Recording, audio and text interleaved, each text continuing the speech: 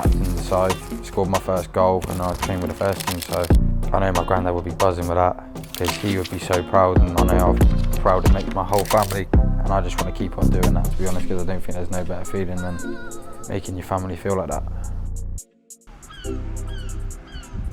Why the Weetabix?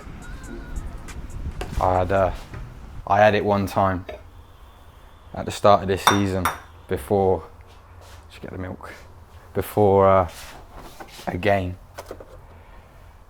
Scored. So I had to do it again, didn't I? And now it's just become part of my routine. Every day before I go to bed, I'll always have a bowl of Weetabix and a little bit of honey on top. And I put that down as part of my success last season. What are you laughing for? I like myself too. The only thing here, makes a little bit of a mess. Here we go. Could get pelters for the amount of honey I have. Brilliant. Shall I have a seat with me Weetabix?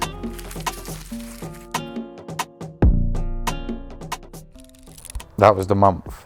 Like that month, like I'll never forget it.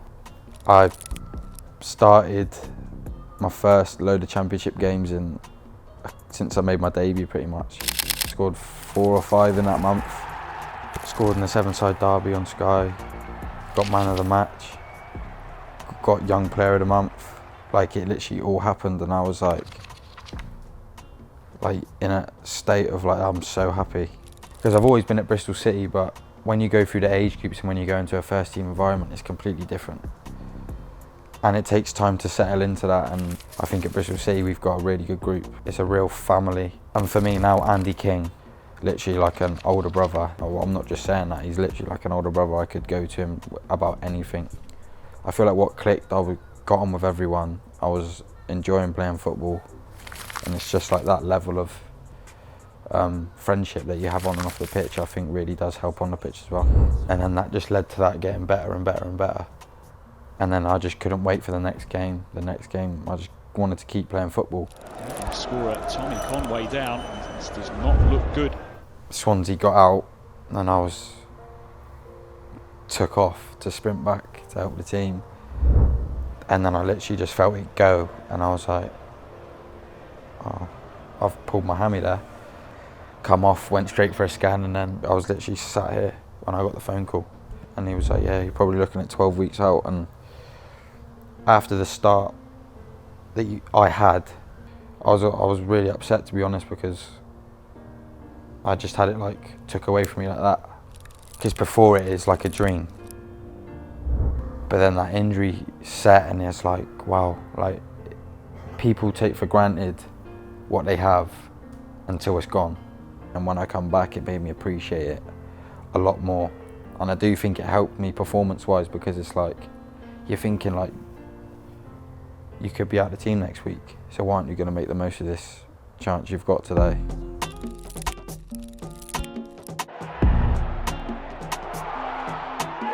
is that man who's been out of the team for so long through injury, Tommy Conway.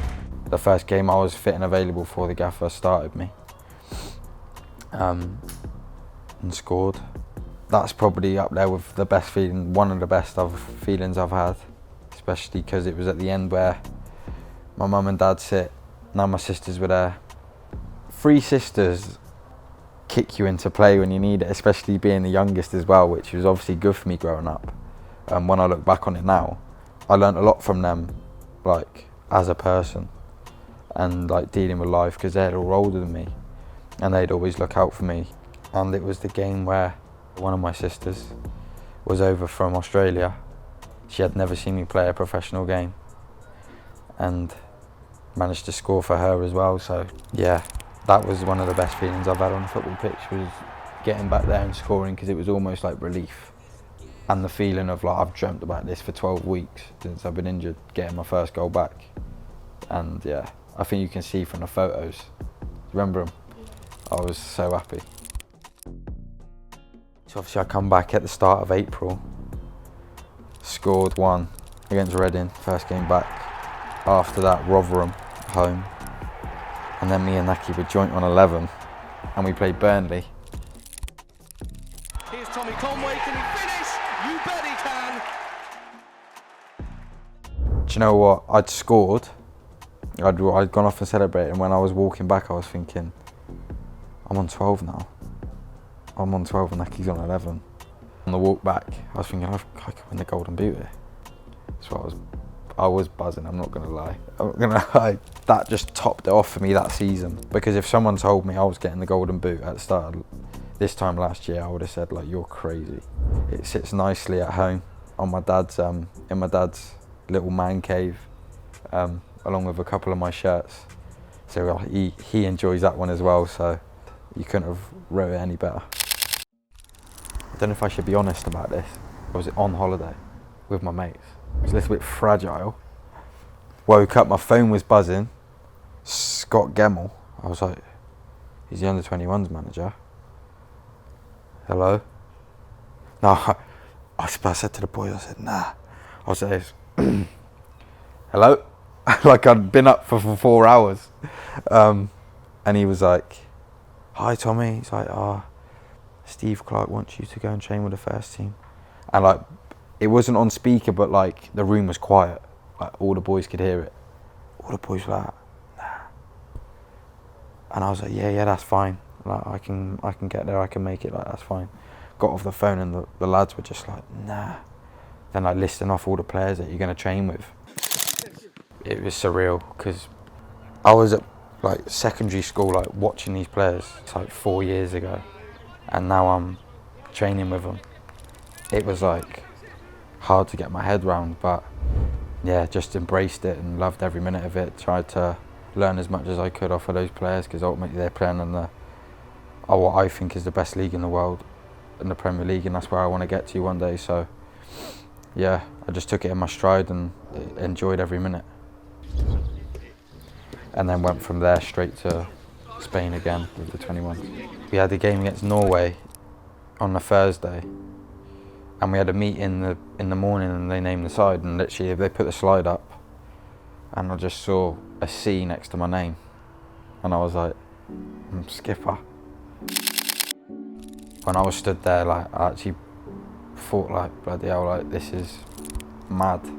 Captained the side, scored my first goal, and I trained with the first team, so I know my granddad would be buzzing with that.